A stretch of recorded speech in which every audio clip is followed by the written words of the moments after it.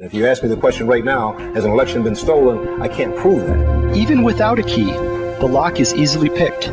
But I can tell you that strange things happen that raises my suspicion.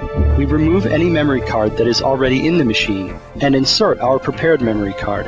It's America. We don't steal elections. Our malicious code is now installed on the machine. An estimated 40% of the votes in this election will be cast electronically on a system voting machine manufacturers and the government say is secure. But computer experts disagree. This past summer, students at Princeton University wrote a simple program to steal votes. The election has begun. And the video they made shows exactly how to do it. First, they broke into this Diebold voting machine with a hotel minibar key. There are thousands of keys in circulation, and any hardware store will copy them. Using a simple memory card, they installed their voting virus. The total elapsed time is less than 1 minute. And to prove their theory, they set up a mock election with two candidates, George Washington and Benedict Arnold. The first voter chooses George Washington. The machine asks him to confirm his vote. By the end of the experiment, there are 4 votes for Washington and 1 for Benedict Arnold. But the voting machine results are quite different. The voting virus altered the election outcome. The tape shows that Benedict Arnold won the election, 3 votes to 2. But we wanted a closer look. Could we actually get inside one of these machines? Our investigation led us here to Sacramento, California. First of all, we got to boot this system up. Computer engineer Alan Deckard bought this Diebold voting machine on eBay. It's identical to the one used in the Princeton study, except he says this machine still has votes on it from 2004. Oh, this election is from the general election. 41 for Kerry, 20 for Bush. Alan Deckard shows us exactly how to get inside the Diebold voting machine, and in less than a minute, we are inspecting files that run the machine and control your vote. You can look at all the files that are on this machine. Could you change them? Some of them, yeah. If you find out the passwords or the tricks, then, yeah, there's nothing to it.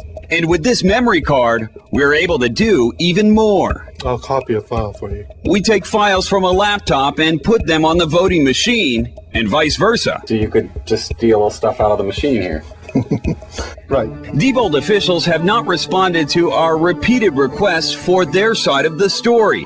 But on the company website, Diebold Election Systems President David Byrd has strong criticism for the Princeton report.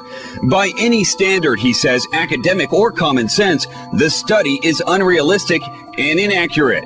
He goes on to say that the unit used in the Princeton test has security software that was 2 generations old. But what Diebold fails to refute is the fact that Princeton students did successfully hack this machine. Instead, company officials say their current software now has the most advanced security features. But experts agree, just like your personal computer, there's still no guarantee it can't be hacked. Mr. Curtis, are there programs that can be used to secretly fix elections? Yes. How do you know that to be the case? Because in October of 2000, I wrote a prototype. In 2004, computer programmer Clint Curtis testified before Congress that he wrote a vote-swapping program that can do everything our experts warned about. And would that program that you designed be something that elections officials that might be on county boards of elections could detect? They would never see it.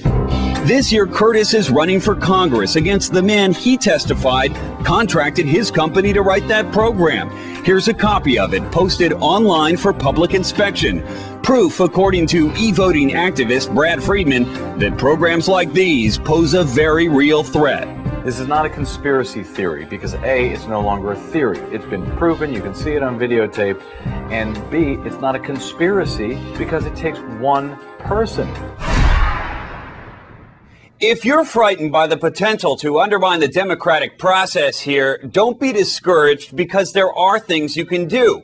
And in part 4 of our special investigation, we're going to show you how you can protect yourself and your rights from anyone who would hack the vote.